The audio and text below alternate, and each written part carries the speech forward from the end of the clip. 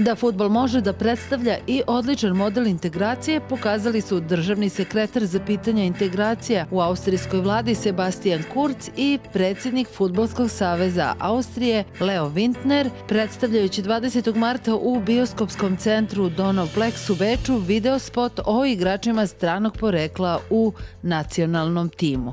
Film pokazuje pozitivan način integracije u fudbalu na primjeru igrača austrijskog nacionalnog tima Aleksandra Dragovića, Zlatka Junuzovića, Davida Alabe i Veli Kavlaka.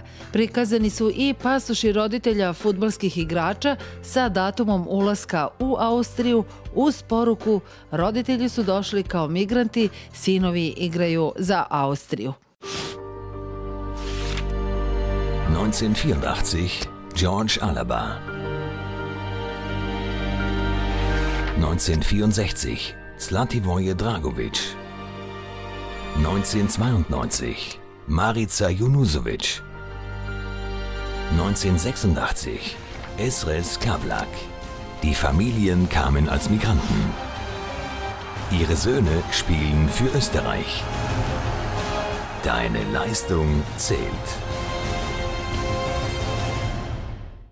Austrijski bioskopski centar Cineplex prikazuje od 29. marta ovaj kratki film, a spot se može vidjeti i na medijskim platformama i socijalnim mrežama. Državni sekretar za pitanja integracije u vladi Austrije Sebastian Kurz je ovom prilikom dao izjavu za Diasporu TV.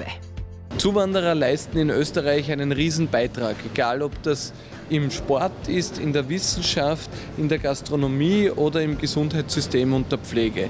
Und diesen Beitrag, den dürfen wir nicht nur einfordern, sondern den sollten wir auch zu schätzen wissen in Österreich. Und zeigen so, wie arm wir eigentlich in Österreich dastehen würden, wenn wir nicht immer wieder Persönlichkeiten hätten, die nach Österreich zugewandert sind und jetzt für Österreich aktiv sind.